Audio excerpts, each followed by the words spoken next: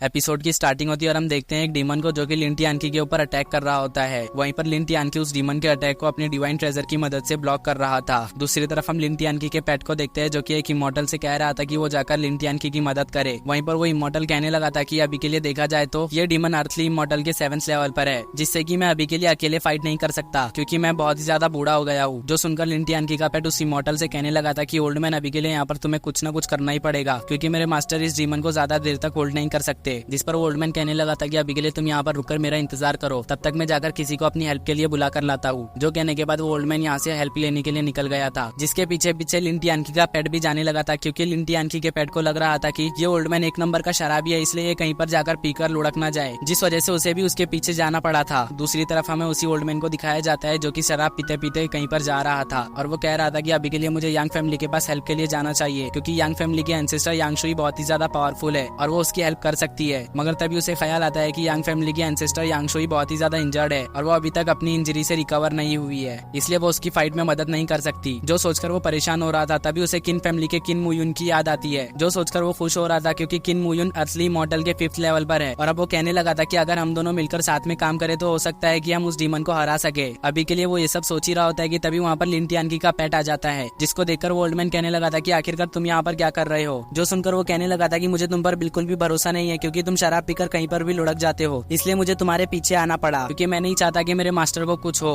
जिस पर वो ओल्ड मैन कहने लगा था कि क्या तुम्हें मुझ पर भरोसा नहीं है। तो वो कहता है कि हाँ, मुझे तुम पर बिल्कुल भी भरोसा नहीं है क्योंकि आज वो डीमन मेरे मास्टर के पीछे तुम्हारी वजह से ही पड़ा है। अगर तुम उस जगह पर टाइम पर आ जाते तो मेरे मास्टर इस मुसीबत में नहीं फंसते। जो सुनकर वो ओल्ड मैन कहने लगा था कि अभी के लिए तुम्हें यहाँ पर ज्यादा फिक्र करने की जरूरत नहीं है क्योंकि मैं जरूरी बहुत ही जल्द एक पावरफुल पर्सन को लिन टियानकी को रेस्क्यू करने के लिए ढूंढ लूंगा। जो कहने के बाद वो तेजी से उड़ते हुए किन क्लैन के अंदर चला जाता है, जिसके पीछे पीछे लिन टियानकी का पेट भी चला जाता है। जिसके बाद हमें उस डीमन और लिन टियानकी के बीच के फाइट को दिखाया जाता है जहाँ पर लिन टियानकी अभी तक उसके अटैक को होल्ड किए हुआ था और अब वो डीमन हंसते हुए लिन टियानकी से कहने लगा था कि बच्चे अभी के लिए तुम्हें यहाँ पर गिव अप कर देना चाहिए क्योंकि तुम ज्यादा देर तक मेरे अटैक को होल्ड नहीं कर सकते। ये कहने के बाद वो डीमन अपने अटैक के पावर को बढ़ा देता है, जिस वजह से वहाँ पर एक एनर्जी का ब्लास्ट होता है। उस एनर्जी ब्लास्ट की वजह से लिन टियानकी भी पीछे की ओर धकेला जाता है, जिस कारण लिन टियानकी उस डीमन से कहने लगा था कि अभी के लिए तुमने मुझ पर अटैक करके बहुत ही बड़ी गलती कर दी है, इसलिए तुम जरूरी फ्यूचर में इस चीज के लिए पछताओगे। और अब वो ये कहने के बाद अपनी तरफ आ रहे अटैक को ब्लॉक करने के लिए अपने पास से एक डिवाइन शील्ड को निकालता है, जिसकी मदद से वो इस अटैक को रोकने की अपनी पूरी कोशिश करने लगा था। मगर उसे भी पता था कि वो ज्यादा देर तक इस डीमन का सामना नहीं कर सकता भले ही उसके पास डिवाइन वेपन्स हो, क्योंकि एब्सोल्यूट स्ट्रेंथ के सामने कोई भी ट्रिक काम नहीं आती। जिसके बाद हमें लिन टियानकी की मदर को दिखाया जाता है जो कि एक जगह पर बैठकर म्यूजिक बजा रही थी। वहीं पर उसकी दोनों बहनें ट्रेनिंग कर रही थी। तभी अचानक लिन टियानकी की मदर का म्यूजिकल इंस्ट्रूमेंट टूट जाता है, जिस वजह से उसे लग रहा था कि यहाँ पर जरूरी कुछ बुरा होने वाला है। वहीं पर लिन टियानकी की दोनों बहनें अपनी मदर को अचानक से उदास होता हुआ देखकर कहने लगी थी कि मदर, आखिरकार आप अचानक से इतनी ज्यादा उदास क्यों हो गई। तो वो कहने लगी थी कि अभी के लिए मैं बस लिन टियानकी को लेकर थोड़ी सी परेशान हूँ क्योंकि जब से लिन टियानकी क्लैन से बाहर गया है तब से उसकी कोई भी खबर नहीं आई है। जो सुनकर वो दोनों बहनें अपनी मदर को गले लगा लेती है और कहती है कि मदर, आपको अभी के लिए ज्यादा फिक्र करने की जरूरत नहीं है क्योंकि ब्रदर लिन टियानकी बहुत ही ज्यादा पावरफुल है, वो जरूरी सेफ होंगे। तभी लिन टियानकी की एक बहन कहने लगी थी कि ये सब कुछ उस कमीने इंसान की वजह से हो रहा है। अगर उसने मदर को मैरिज के लिए प्रपोज नहीं किया होता तो आज ब्रदर लिन टियानकी को यहाँ से जाना नहीं पड़ता। तभी लिन टियानकी की मदर को लिन टियानकी की विजन दिखाई देती है कि कैसे वो डीमन के साथ फाइट कर रहा है, जो देखकर वो लिन टियानकी के लिए और भी ज्यादा परेशान हो जाती है। तभी उस जगह पर लिन टियानकी की मदर के पेरेंट्स आ जाते हैं, जिनको देखते ही वो फौरन से भागते हुए उनके पास जाकर कहने लगी थी कि मदर, मुझे फील हो रहा है कि लिन टियानकी डेंजर में है, इसलिए आपको जाकर लिन टियानकी को ढूंढना होगा। जो सुनकर उसकी मदर उसे शांत कराते हुए कहने लगी थी कि अभी के लिए तुम्हें यहाँ पर ज्यादा फिक्र करने की जरूरत नहीं है क्योंकि एंसेस्टर ने भी कहा है कि लिन टियानकी कोई मामूली बच्चा नहीं है। जो सुनकर वो कहने लगी थी कि मेरी बॉडी लिन टियानकी के साथ जुड़ी हुई है, इसलिए लिन टियानकी के साथ जब भी कुछ बुरा होता है तो मुझे भी फील होता है। और अब वो कहने लगी थी कि इसलिए अभी के लिए हमें जाकर लिन टियानकी को ढूंढना चाहिए। और अब उसके फादर उससे कहने लगे थे कि मुझे पता है कि तुम किंग टियान के साथ शादी नहीं करना चाहती हो, इसी वजह से तुम यहाँ पर बहाने बना रही हो। और अब वो कहने लगे थे कि अभी के लिए सबको पता चल चुका है कि ये जो तुम्हारे बच्चे हैं उसके फादर नहीं है, जिस वजह से कोई भी तुमसे शादी नहीं करना चाहता। लेकिन अभी के लिए किंग टियानकी है जो तुमसे शादी करने के लिए राजी हो गया है, इस वजह से अभी के लिए यहाँ पर तुम्हें शादी करना होगा क्योंकि ये हमारे क्लैन की इज्जत का सवाल है। और वैसे भी अभी के लिए हमारा क्लैन काफी सालों से डिक्लाइन होता जा रहा है, इसलिए अभी के लिए तुम इस मैरिज से भाग नहीं सकती। जो सब कहने के बाद वो कहते हैं कि अभी के लिए तुम रुककर यहाँ पर आराम करो, तब तक के लिए मैं खुद जाकर लिन टियानकी को ढूंढता हूँ। ये कहने के बाद वो यहाँ से जाने लगे थे। अपने फादर को यहाँ से जाता हुआ देखकर लिन टियानकी की मदर भी समझ जाती है कि उसके फादर बस यहाँ पे चाहते हैं कि वो किसी भी तरह से इस शादी से पहले क्लैन से बाहर ना जाए। जिसके बाद वो फैसला करती है कि वो खुद ही जाकर अपने बेटे लिन टियानकी को ढूंढेगी और अब वो अपनी दोनों बेटियों को यहीं पर रुककर उसका इंतजार करने के लिए कहती है जब तक वो लिन टियानकी को यहाँ पर ढूंढकर लेकर ना आ जाए। जिसके बाद हमारा सीन चेंज होकर लिनफेंग के ऊपर आता है है जो कि किन क्लैन के अंदर बैठकर जूशियन फॉर्मेशन को सीख रहा होता है। तभी वो इस फॉर्मेशन के कुछ हिस्से को सीख जाता है, जिस वजह से वहाँ पर एनर्जी की काफी सारी वेव्स फैलने लगी थी, जो देखकर शाओटियान आकर लिनफेंग को कांग्रेचुलेट करता है। मगर लिनफेंग उससे कहता है कि तुम्हें मुझे कांग्रेचुलेट करने की कोई भी जरूरत नहीं है, क्योंकि मैंने अभी तक इस फॉर्मेशन को सीखा नहीं है, मैंने तो बस अभी इसके एक छोटे से पार्ट को सीखा है। और अब लिनफेंग जूशियन स्क्रोल को अपने पास रखकर खड़ा होने लगा था, लेकिन तभी उसे कियानकुई की तरह लिन टियानकी का विजन दिखाई देता है, जो देखकर लिनफेंग शाओटियान से कहने लगा था कि अभी के लिए हमें यहाँ से लिन टियानकी के पास चलना होगा, क्योंकि अभी के लिए मुझे ऐसा फील हो रहा है कि लिन टियानकी मुसीबत में है। जो सुनकर शाओटियान कहने लगा था कि ऐसा तभी होता है जब कोई बहुत ही ज्यादा क्लोजली ब्लड रिलेटेड हो। जो कहने के बाद शाओटियान को ख्याल आता है कि कहीं लिनफेंग लिन टियानकी का फादर तो नहीं, और अब उसे लिनफेंग के अंदर लिन टियानकी नजर आने लगा था। तभी उसे एक और ख्याल आता है और वो कहने लगा था कि लिन टियानकी के अंदर से जो ऑरा निकलता है वो तो सेम कियानकुई की तरह है, जिसने की लास्ट टाइम मुझे बहुत ही बुरी तरीके से पीटा था। और अब शाओटियान कहने लगा था कि कहीं लिनफेंग और कियानकुई आपस में सीक्रेट कपल तो नहीं, जो सब सोचकर वो काफी ज्यादा परेशान हो रहा था, क्योंकि अगर ऐसा हुआ तो उसकी खैर नहीं। तभी लिनफेंग उससे कहता है कि अभी के लिए हमें यहाँ से बाहर निकलकर लिन टियानकी को ढूंढना पड़ेगा, क्योंकि लिन टियानकी जरूरी कोई बड़ी मुसीबत में है। और अब इसी के साथ हमारा ये एपिसोड यहीं पर एंड हो जाता है।